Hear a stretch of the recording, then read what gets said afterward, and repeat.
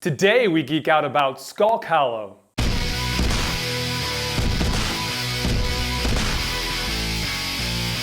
Hey guys, what's going on? It's Lee with Geek City USA here, and today we're going to talk about a game by Pencil First Games called Skulk Hollow. Now this is a two-player only asymmetrical game in which one player takes on the role of the Foxen heroes and the other player takes on the role of the Guardians. Now the Guardian is trying to get rid of these Foxen heroes from their once beautiful land, and the Foxen heroes are trying to get rid of the Guardian because obviously they're trying to kill the cute little fox. So I'm going to take you over here, I'll give you a real brief overview on how the game plays, and then we'll come back and I'll give you our thoughts on the game.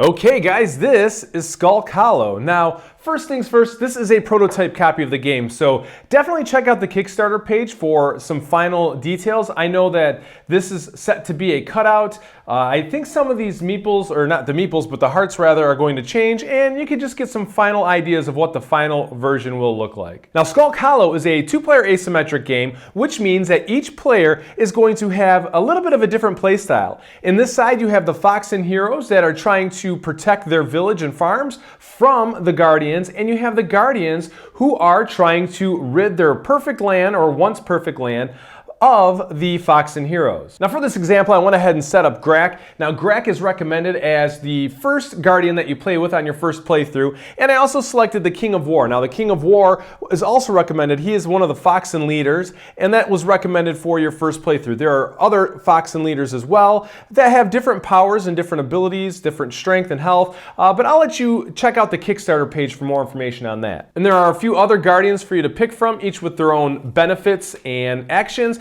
and you can go ahead and discover that on the Kickstarter page as well. Now to win the game, the goal of the Foxen heroes is to eliminate the Guardian, and each Guardian is going to have their own win condition. In this case, Grek wants you to eliminate 8 of the hero characters, and if you take a look here, it's a little counter there for you to count down as you play the game. Now I believe that these are going to be larger sized in the final version, but again, check out the Kickstarter page for a little more information. Another thing that Grek can do to win the game is to eliminate the Foxen leader. Now the Foxen leader can never be targeted when they share a space with another character, so always keep that in mind when you are trying to do damage to your Foxen leader. Now again, each player is going to have their own set of actions and abilities. So in this case, the Foxen heroes, you'll see there's a value here. This shows your hand limit. This here shows the number of actions that you can perform on a turn. This is your pool for power, and these are each of the actions that the Foxen heroes can do. In this case, Summon will let them bring out a new fox character. Leap lets them jump up onto the body of the Guardians or from location to location, as well as there's a melee combat, missile combat, and prepare. Now these two combats, one is obviously ranged, or oftentimes lets you shoot from a different location at these individual locations. Each player or each character is going to play different. And then the melee is when you are actually on a location. For example, if we have a Foxen character here and they do the melee damage or the melee attack, they can do a damage to this location. And wherever they're at, that's where that damage would take place. And finally, the prepare action is one that's shared both by the Guardian and by the Foxen character, and that lets you discard one card from your hand and draw 2 in exchange. And that helps you to beef up your hand if you're maybe lacking a little bit. So I'll give you a brief example of how the game plays. So if you look here, I've already dealt out 5 cards for the Foxen heroes, and let's take a look. Each of these cards are going to be dual use. So in this example, it can be played either as a melee card or to gain power. Now what power does, if I were to play this to gain power, I would take a couple of power cubes, put them into the power pool, and at the end of the Foxen hero's turn during their cleanup phase, they would go ahead and distribute this power. Now you'll see some characters have these little orange squares. For example, the Sentinel has 1. If they were to have a power cube on there, this is a free action that they're allowed to perform, and they're allowed to perform this based on whatever actions they have available to them. So in this case, the Sentinel can do a melee attack, a missile attack, or a leap attack. So after I use my 3 Foxen hero actions, I could actually also discard this cube and perform another action with that character. So it's definitely something to consider to build up your power for key moments in the game. In addition, you'll see here's a melee or missile, but you'll also have movement cards. Now in this case, flank, you'll see it's left or right, and this drives your movement. So in this case, if I were to play this card, I would be able to move one of my characters one spot over this way. Can't really go this way because they'd be going off the board, falling off the edge of the earth, and there would be no more Foxen available to us. But in this case, you know, they can move over to the right and be perfectly safe in doing so. We'll move him back there. And then finally, you're also going to have character cards. Now this is the summon action. If you were to bring this guy, which is what I would do this time. So let's say I summon the rogue here. If you look, there is a meeple with the circle icon in it. And over here we have 3 different green meeples indicating the rogue, but this symbol matches. And that way we can keep track, as I throw this on the floor, that way we could keep track as far as where this guy is on the board. Now when you summon this guy, you can summon him either into the keep space or into either of the farm spaces. So in this case, I'll just put him here for the sake of this example. And then we'll go ahead and look, and let's say that I will use a flank card as a second action to move the sentinel over to here. And then, so in this case, I could play a missile because the sentinel has the missile action, and sometimes it lets you hit somebody next to you. But in this case, the sentinel card does 1 wound to any location from the guardian's ground space. So I'd actually need to be here in order to do that. So I'm not going to play that card, but what I will do is I'm going to discard this card to gain 2 power. And that was our 3 actions. Now, this is our hand. Here's our discards. Maybe I'll put our discard pile right here. Scoot that over just a little bit. And now I can go ahead and dole out the power. So I'm going to give 1 to my Sentinel. I'll give 1 to the King of War because where did I put that guy? Oh, did I discard him? I'm a fool sometimes. There we go. He's right here. Our Rogue. You know what? Let's, instead of giving it to the King of War, we're going to give it to the Rogue here. And then we will go ahead and draw back up. Now, when you draw back up, you always draw back up to your hand size. So in this case, I have 2 cards. I will draw 3 more cards to bring the Foxen hand up to 5. But if I had 5 cards already, I would still take at least 1 card. And that keeps the variety going, keeps the hands moving, and it's kind of a cool feature. I like the fact that you still get to draw cards even though you're at max hand size. Now we'll move over and I'll show you how the Guardian turn works. Now, in this case, you see I laid Grek down here just because I feel that these guys all show better laying down on the camera. A lot of times when I play, though, we stand them up and we have full-on wars, but this definitely displays better for this example. So I've already dealt Grek out 5 cards, and he only gets 2 actions. So let's take a look at his hand here. Now, his goal, again, is to kill these little fox guys. Now, probably not the best move as a Foxen player to move my Sentinel just out in the middle, ready to get pounced by Grek, but it'll probably, hopefully, bode well for an example here. So in this case, I have this card which lets me either proceed or mend and draw. Now mend and draw lets you heal one of the damages done to Grek, and a draw 1 lets you draw a card. But in this case, I want to use this to proceed, at which I will move him that way, because if you see again, this corresponds with the location on the board. So I can move up, down, left, right. Although I'm in the corner in my layer, I can only move to the left. So now Grek and the Sentinel share a space. Now Grek, I'm going to put his discard pile here, he only gets 2 actions, so we got to be really careful.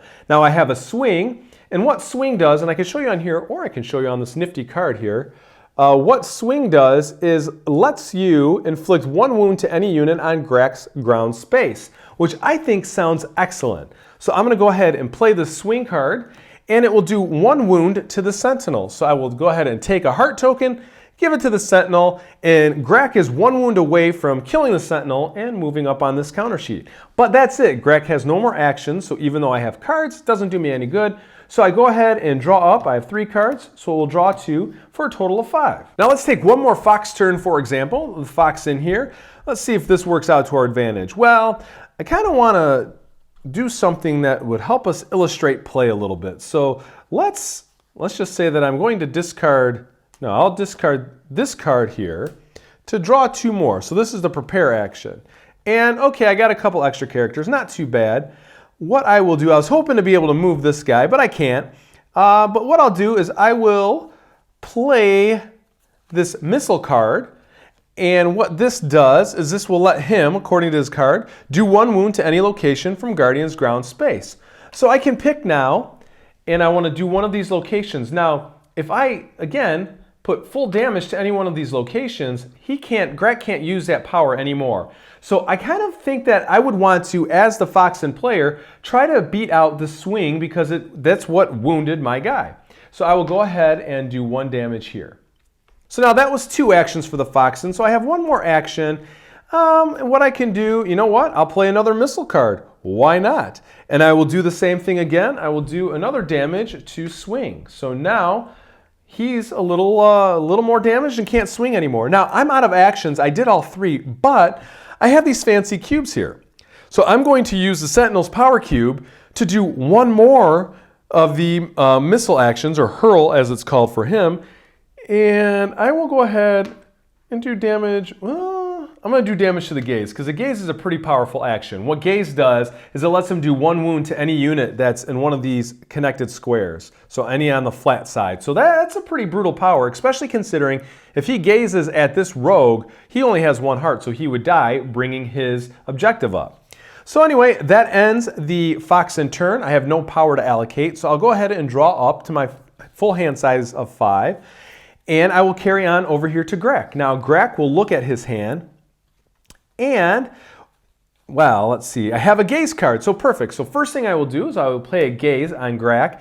He shares the space, so I'm going to go ahead and gaze at him, which does a damage to the rogue. Now the rogue can only take 1 damage, so this guy is discarded. He loses the power that was on it, and he is back into the general supply. And Grek has now moved up 1 on the elimination. So he only needs to eliminate 7 more of these Foxen. Now again, when the final version comes out, this counter will fit a little bit better. So you see it's a little bit big right now, but you know, again, definitely that. It's all going to be sorted out for the final. But now let's go ahead and take Grek's second action. You know, we could do a stomp.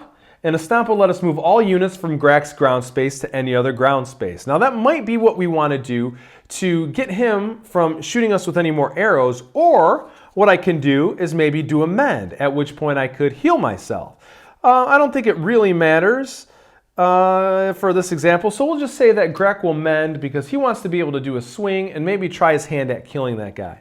So this ends his turn. He's got 3 cards in his hand. He will draw up to a full hand count of 5, and it would be back to the Foxen turn. And we're going to go ahead and alternate turns until either the Guardian here is completely defeated, or the Guardian reaches his end goal of either eliminating 8 heroes or killing the King of War. Now, one item to note as well, there is an additional thing here that says if Grek has 9 or more wounds at the beginning of the turn, he gets +1 action.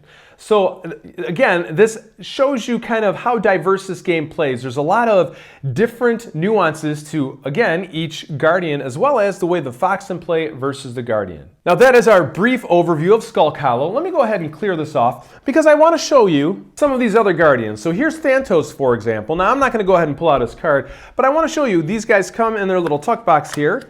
And let me show you, just so you can see how cool all these custom meeples are. Now again, this is all prototype components, but look at that. Look at how huge and amazing this meeple is. I don't know if, just for scale, look at that. And for this guy, his goal is to get all his roots or his tentacles out. And you see there's a whole bunch of different ones here. And I mean, that's just a cool presence on the board, whether you stand it up or lay it down as you play the game. And he has different powers. He's got a shock, a pull, a crush, a tunnel, all these different things that, and plays completely different than Grek does. There's another character, Raptra, here. And I'll just show you his meeple, or her meeple, just so you can see. See that cool bird kind of evil looking, I don't know what you would call it. It looks like an eagle. It looks like an eagle made of stone, but it's very cool. I'm definitely a fan of the attention to detail and the fact of all the different customization here. But again, that's a high-level overview on how to play the game. I'll take you back up top and give you our thoughts on the game.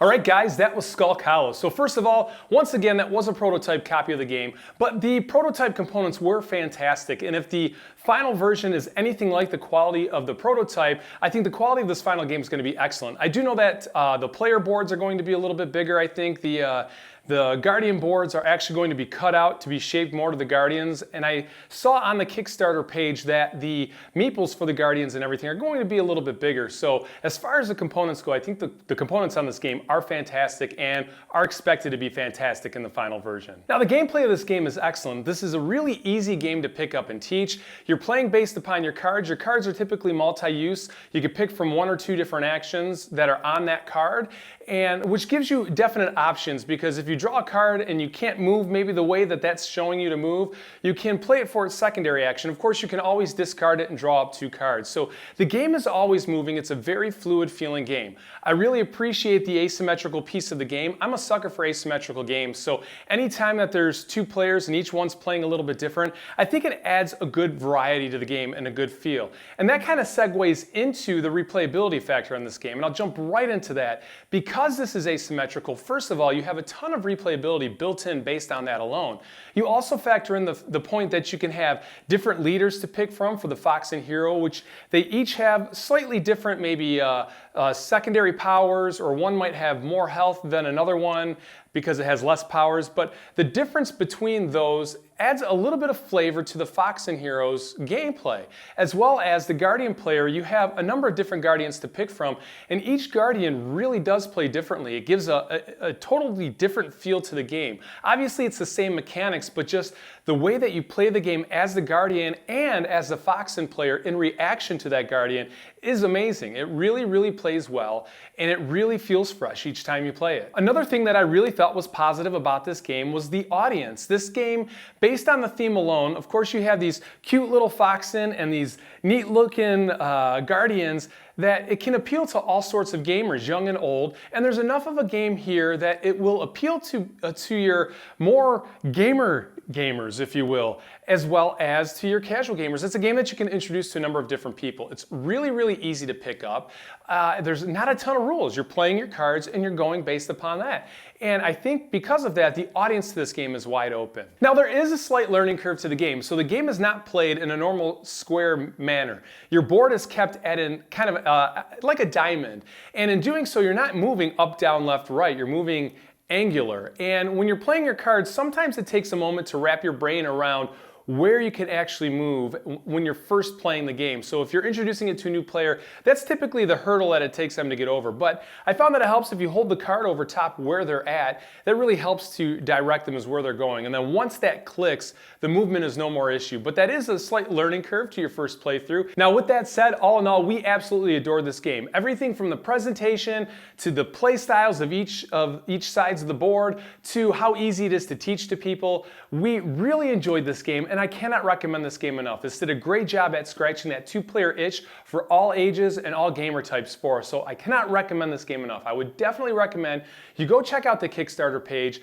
look at some playthrough videos, and see if this is a game that would click with you. I would definitely recommend you give this one a chance. All right, guys, that's it. I'm Lee with Geek City USA. Thanks for hanging out with us. Be sure to subscribe if you don't already. Comment down below with your thoughts on this game or any other games you think we should check out. And also follow us on other social medias, Instagram, Twitter, Facebook. We're active on there, and we'd love to interact with you guys. It's one of the perks of being on social media is just getting to know everybody in the hobby. So again, thanks for hanging out, and we will talk with you guys next time. Cheers.